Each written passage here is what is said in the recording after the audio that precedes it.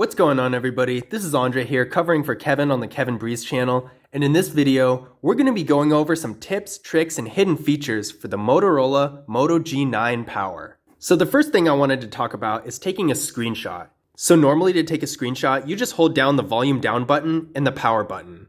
But there's a much easier way to do it that's really cool. Let me show you.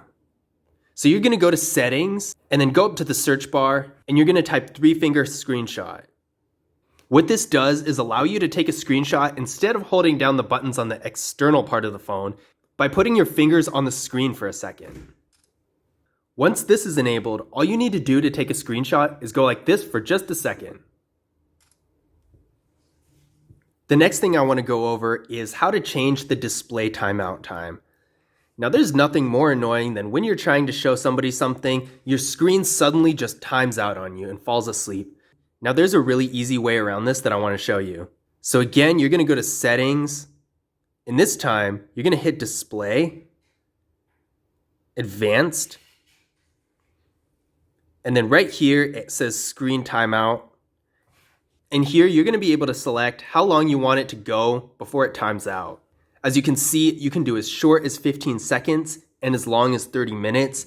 Now I would suggest playing around with this and seeing which one works best for you, because really, depending on what your activity is and what your needs are, it's going to be different for everybody. Personally, I have it as long as I can have it. But if you don't pay attention to your phone often, then leaving your screen active when you're not using the phone can drain the battery a lot faster. Now the keyboard on this phone is really nice, but one thing a lot of people say it's missing is a dedicated row for the numbers. Well, I'm going to show you how to get that. So when you have your keyboard pulled up, you're going to go to the gear right here for settings, go to preferences, and right here it says number row. You're going to want to turn that part on. And when you go back to the keyboard, you're going to see a number row right here. You can do a lot of other cool things with the settings of the keyboard too. One thing I really like is the theme right here. You can personalize it in many different ways. You can even download different themes for it. Now the Motorola Moto G9 Power really does have a super easy settings menu to navigate, but sometimes, especially when you're doing something like updating the home screen, you still might want to do it faster. Here's a quick way you can personalize the home screen without actually opening the settings menu. So you're going to press and hold a finger on the home screen itself, and this will pop up. You can do a lot of different things with this menu, from customizing the general home settings to changing the widgets and wallpapers, and even the style of the home screen.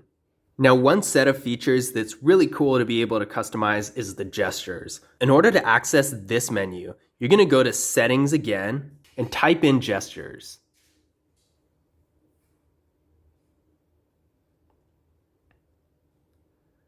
This menu has a lot of different hidden features that a lot of people don't know about.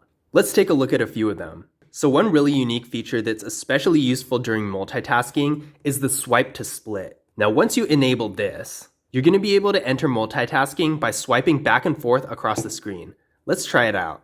So when you have one app open, you're going to want to swipe back and forth really quick. Once you do, it will open the multitasking screen where you can select another app to open. And once that's open, you can use 2 different apps at once. It's a really nice way to multitask without closing an app. Now in the gestures menu, there are 2 different alternative ways to open the camera that are really fast and convenient. The first one is double pressing the power button. To activate this, you're going to hit the jump to camera button and select this feature.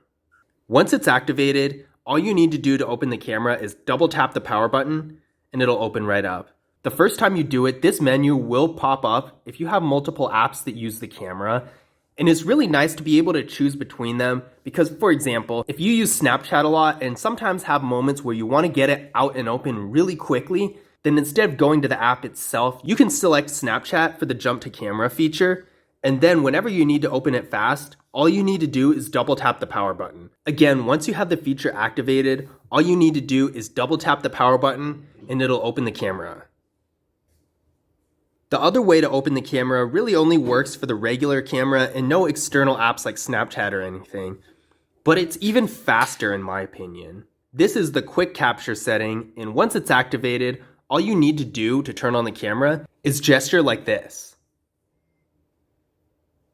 Speaking of turning on hardware with quick gestures, there's another feature that you guys are definitely going to want to know about. So normally to turn on your flashlight, you're gonna go to the drop down here and select this button. But there's an even faster way to do it. Once you're in the gestures menu, hit the fast flashlight selection and make sure it's activated. When it's activated, all you need to do to turn on your flashlight is go like this. And then to turn it off, you do the same thing.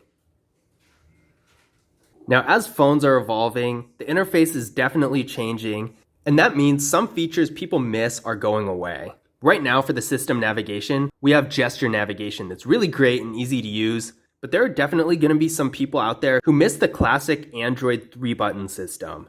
Well, let me show you how to get that back. So once again, we're in the gestures menu, and you're going to go to system navigation, and right now it has gesture navigation selected. In order to change this, hit 3-button navigation, and then those old Android buttons that everybody knows and loves are going to be back. Now it's really up to personal preference which one you like. Some people are going to like the older system better, and some people are going to like the newer one, and it really just depends on your taste and what you want from it. Now, we all love getting notifications from our friends and everything that's going on, but sometimes you might be in a situation where you don't want to be bothered.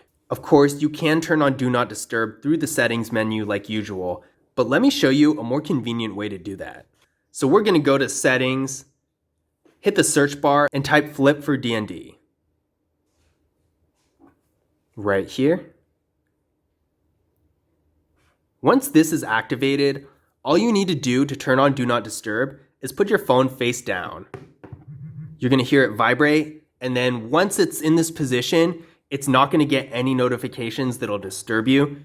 And once you're ready to go back to normal, all you need to do is pick up your phone. You're going to feel it vibrate one more time, and that's how you know it's back to normal. This can be great if you're in a situation where you're temporarily unavailable and have to concentrate on something without any notifications. You can simply just put your phone down, it'll automatically go into Do Not Disturb, and then when you're ready to turn it off again, you just pick your phone back up and it'll go right back to normal. Now the last thing I want to talk about is the battery settings.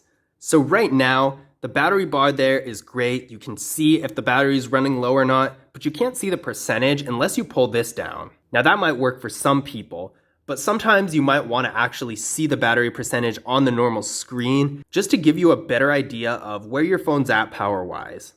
Let me show you how to get that. So you're going to go to the settings menu again, hit the search bar, and type battery. Select battery percentage, and it'll be right here where you can turn it on or off.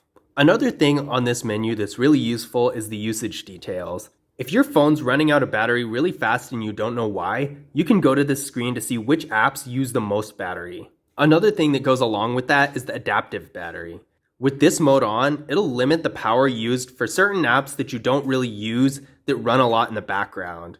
This is just another way to optimize the phone's power usage and make sure you get the most out of the battery life. Another feature in here is battery saver mode. If you're ever in a situation where you're low on power and don't have the chance to plug the phone in at the moment, then this is really useful. You can turn on battery saver mode and it'll make the phone run on super low power to give you a little bit more time until you need to plug it in. But I hope you guys enjoyed this video for tips, tricks, and hidden features for the Motorola Moto G9 Power. If you did, definitely leave a thumbs up and subscribe, and I will see you guys in the next one.